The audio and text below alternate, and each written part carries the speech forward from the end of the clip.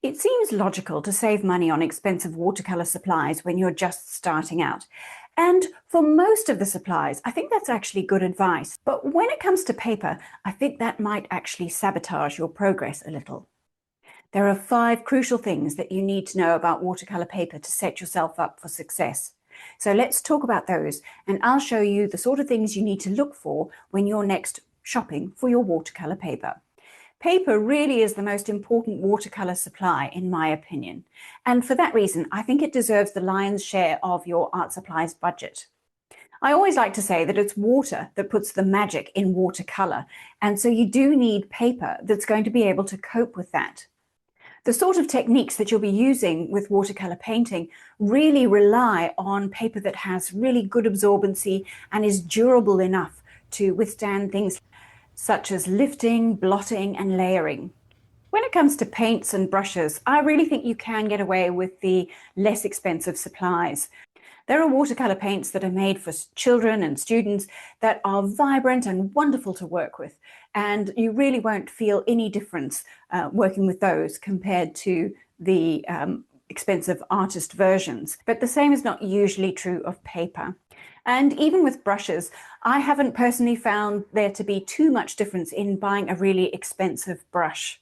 Sure, you're going to come across the sort of cheap and nasty version of these supplies, but I think it is much easier to find relatively inexpensive paints and brushes. So I think this is the first very important thing to know, that you should be prioritizing your paper over all the other supplies, and that the student versions of the supplies other than paper will likely be perfectly good enough to start learning with.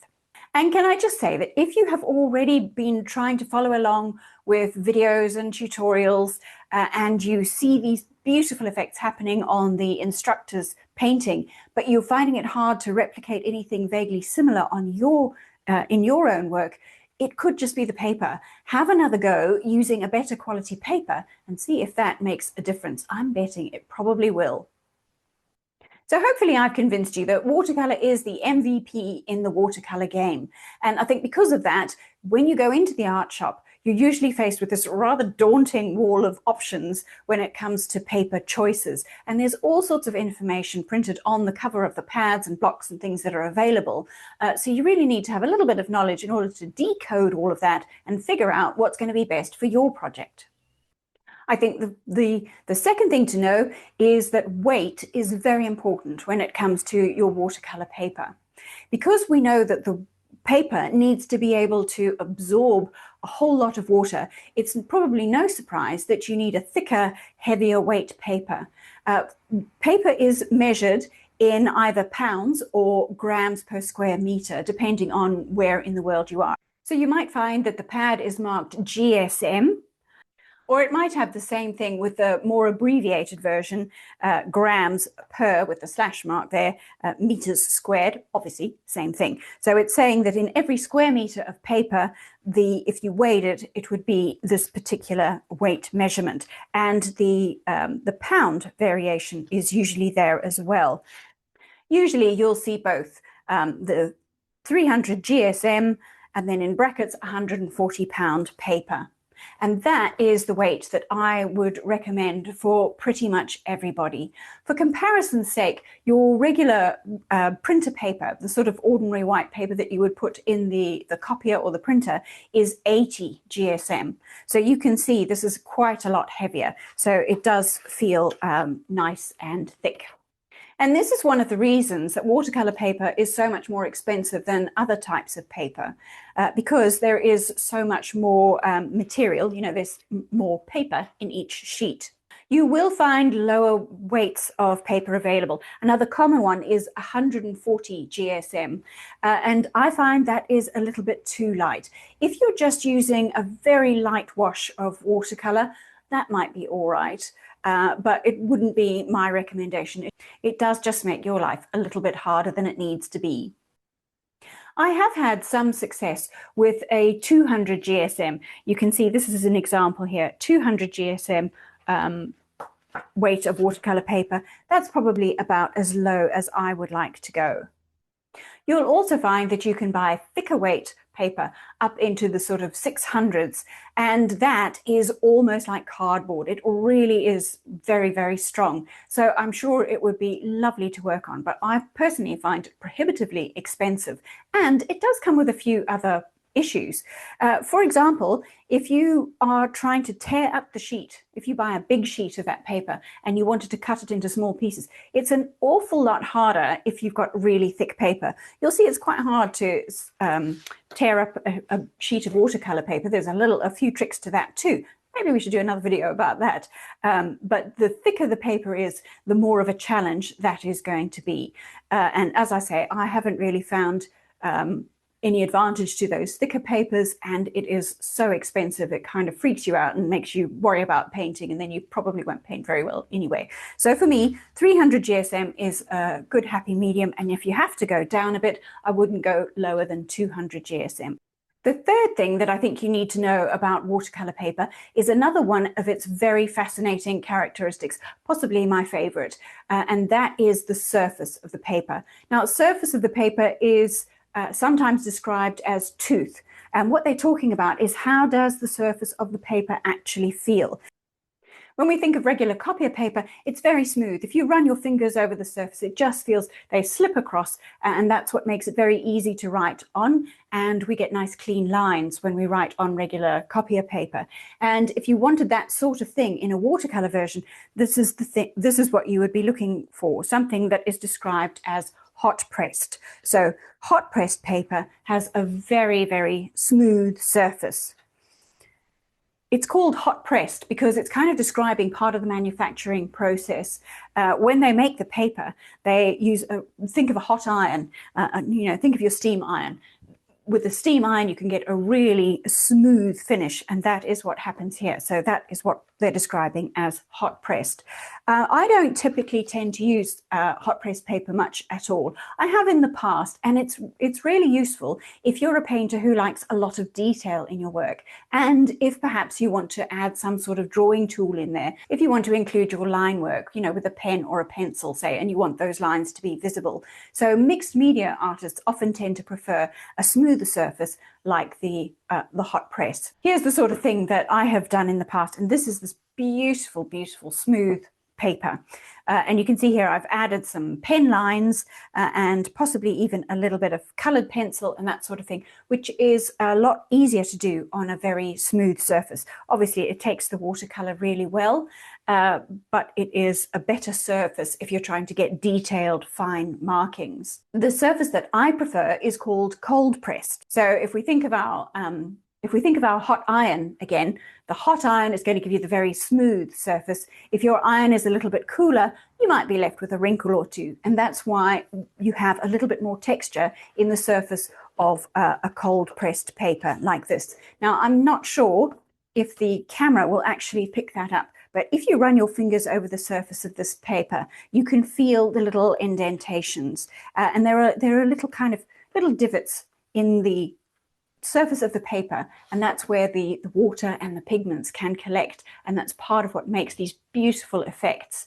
So if you're a detailed painter who likes the very fine lines, that's going to be quite frustrating because it means it's very hard to get a perfectly straight line. If you're trying to draw a straight line on a bumpy surface, you're setting yourself up for a bit of a challenge. But if you want to embrace what I think watercolor really excels in, is that loose, expressive sort of style, then I think cold press is perfect because it gives you a little bit of a contribution to your painting efforts. The paper actually is part of what is giving you the textured, expressive effect. And something else, another term that you might see, CP here is for cold pressed.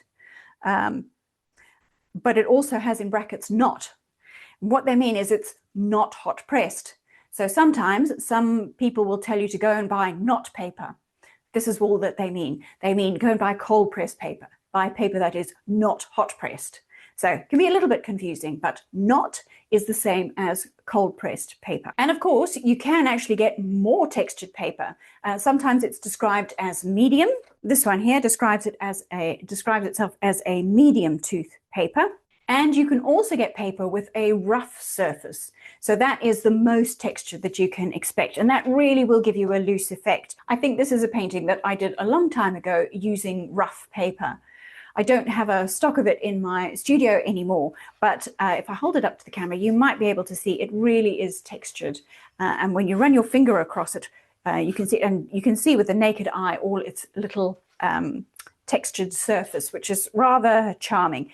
If you like that sort of thing, I mean, you know, this is all personal taste. There's no right or wrong, so you just go with what suits you best. But you can see here, sometimes I'm managing to get quite a clean line, but most of the time you're going to end up with a rougher line, and that's a lot to do with the fact that the surface of the paper is textured. So it's very hard to write a clean, smooth line on a surface like that. So when you're working with rough or even cold pressed paper, you know to just embrace that, and you stop trying to aim for perfect lines. It's really not made for that style of painting, in my opinion.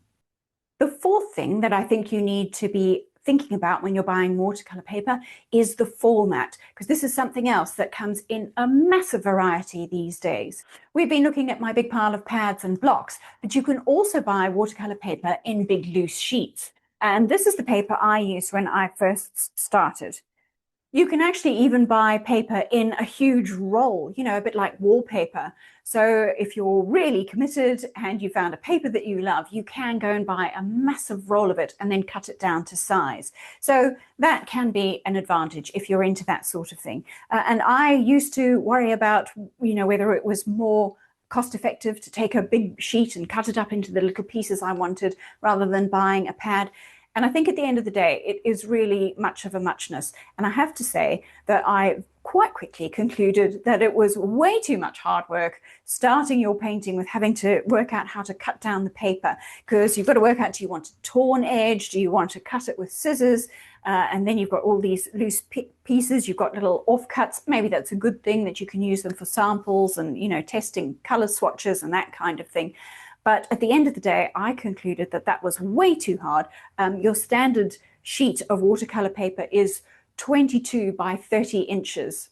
That's 56 by 76 centimeters. So that is quite large and unwieldy. You know, it means you do need to have quite a good space to store it. You need a big space to cut it all up. So if space isn't an issue for you, then that won't be too much of a concern. But as I say, I found that pads and blocks are a much better solution for me personally. I must say I do like the flexibility of being able to work on a really nice large sheet of paper, and it felt like what fancy real watercolor artists did was to work on full sheets, you know, to make a lovely huge painting, and then they sometimes cut them in half and work on a half sheet or a quarter sheet. That's the sort of thing that I was hearing in the watercolor societies that I attended a couple of times. As nice as it is to be able to spread out and work on a huge piece of paper, that can also be a little bit intimidating.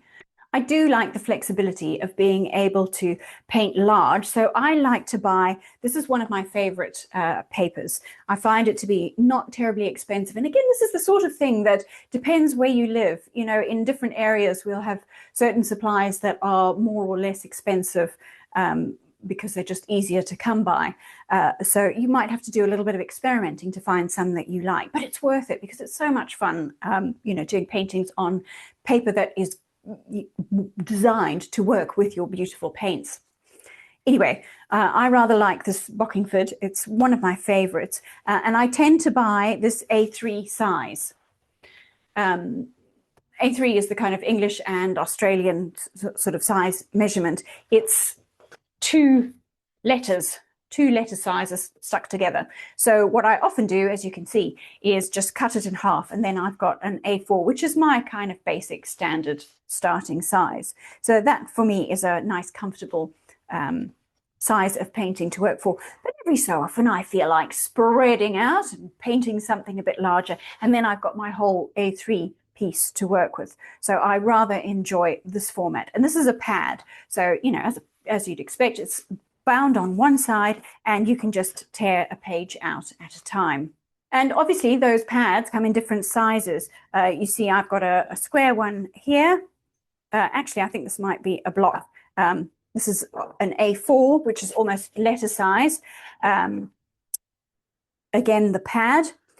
But one of my current favorites is a block format.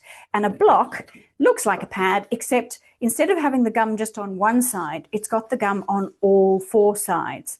So you're thinking, how on earth is that going to work? There is a little bit of a notch here. So what you would do is you do your painting while it's stuck on the board, and then you find the little notch in here, and then you can slice it off the block once it's dry. Now, the advantage to that is it means it's going to hold your paper nice and secure.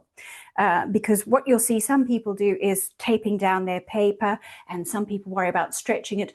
I think these are all topics for other videos, and let me know if you want me to make videos, separate videos about that. But this is something that if you buy a block, you don't have to worry about it all, because it's all kind of taken care of for you. So I do really enjoy that. And if you let your painting dry completely while it's stuck on the block, and then you pull it off, you'll find it's quite nice and flat. Sometimes if you paint on a loose sheet, and if you haven't put water and paint to all of the edges, you can find it buckles a little. Usually it just flattens out. I don't worry too much about it. But as I say, this makes it such a lovely, safe bet. And you'll find these pads are available in all sorts of sizes. I've got a couple of really tiny ones. This is quite cute, little sort of postcard size. You can see there it's telling you where the notch is, so that you can slip your little knife or something in there,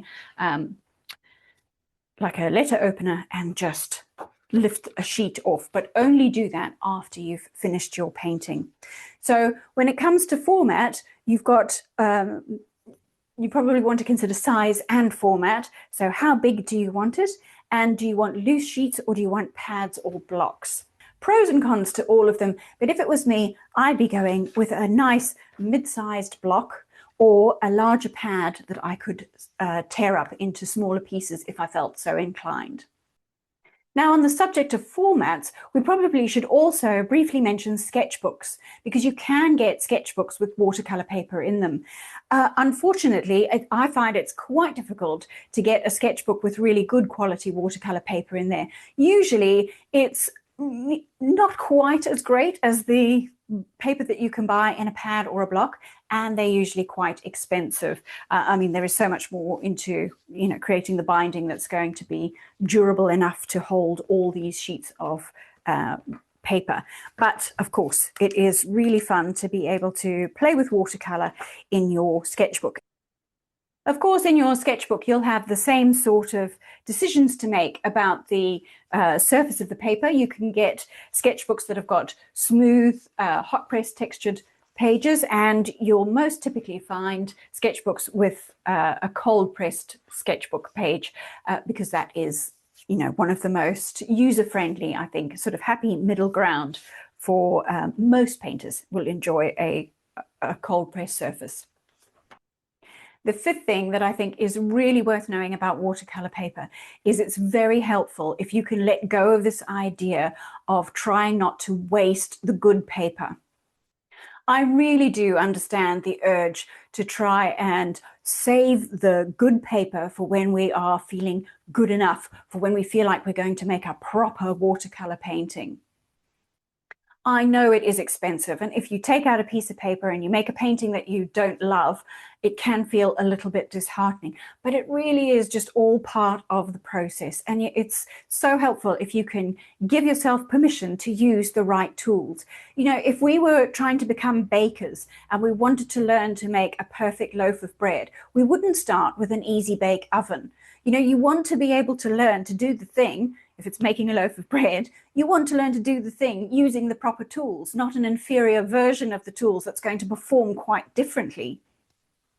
The point is to understand how your paints and brushes behave on the paper that you will actually be using when you're making these good paintings, whatever that might be. Because also, please remember, good is so subjective. And the most important thing is that you're enjoying painting, enjoying the process of learning how the paint and the paper interact, learning how to create your own version of whatever subject it is that you're wanting to capture. I'm betting you don't really need a big fancy painting, but you probably do need a couple of hours of relaxation with a fun new hobby. but fighting with your supplies on paper that really isn't designed to do the job well is going to suck all of the fun out of the entire process. So hopefully you're now armed with enough information to make sure that you've got the right paper for whatever you have in mind. And remember, the good news is that you don't need to spend too much money on the other supplies like brushes and paints. In fact, I've got other videos all about that. I did one recently about a set of watercolor paints that are quite inexpensive and have so many gorgeous colors that I'm sure you won't be disappointed. I'm going to link that video up on the screen now so that you can watch that one next. Happy painting!